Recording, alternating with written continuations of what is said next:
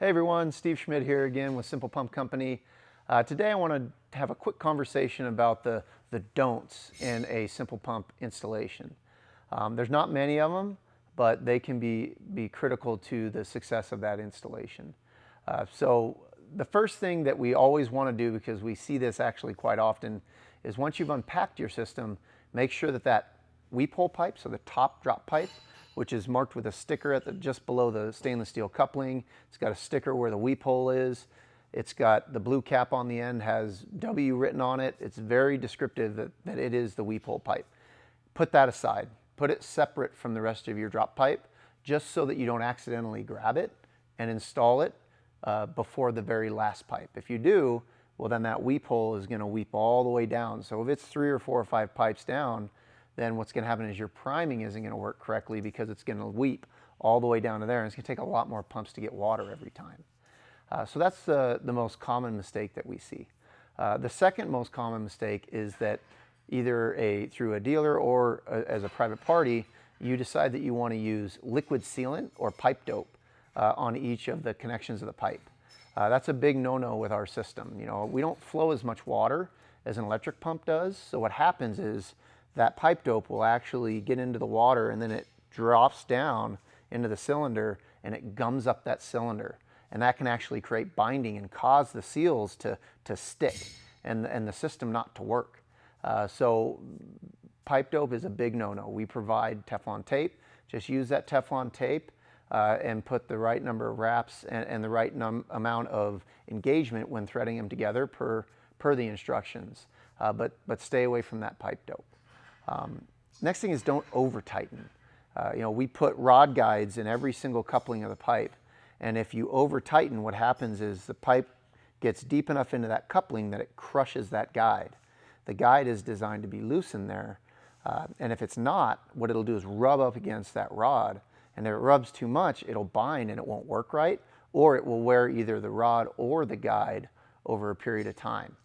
So make sure that, again, you follow that 5/8 of engagement rule when threading together the pipe.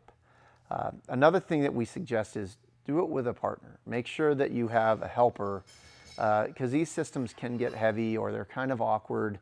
And while we do have the safety tool, which works great when it's in place, if you're doing that transition of moving the safety tool out and putting it above the coupling and you don't have a firm grip on the pipe, you know, there's a possibility that pipe that you've already assembled can go down into the well, which is incredibly hard to retrieve and can be very expensive. So we suggest get a neighbor, get a friend, at least 2 people minimum per installation, because then that will keep the safety high and keep those kinds of mistakes from happening, which I said can be very costly. The next thing is more after the installation. You know, make sure that you use the pump on a regular basis. Use it once, twice a month, maybe 3 times a month to really exercise those pivot points and keep those rubber seals nice and soft. And on that topic, one other thing I didn't mention in regards to during the installation is, you know, a lot of times the static water level isn't measured correctly or it can change. If you've got your pump installed and you're pumping and you don't feel a change in that in the pumping pressure on the end of the handle relatively quickly, don't continue to pump for hundreds and hundreds of pumps, because all you're doing is taking that dry rubber on that dry cylinder and that's going to wear out the rubber and it's going to create a film on the inside of the cylinder.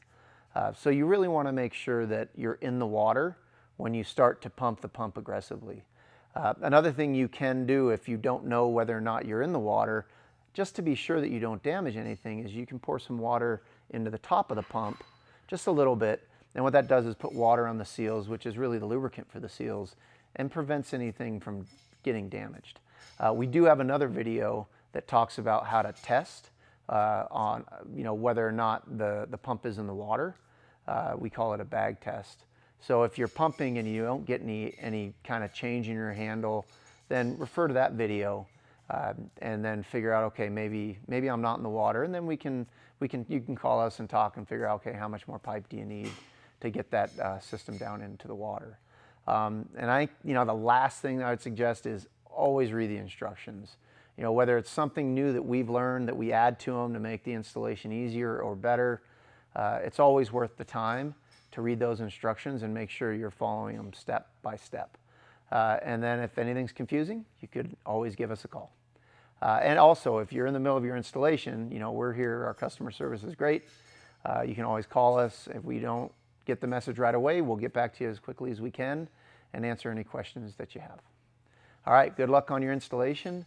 Thank you for your time, and don't forget to subscribe.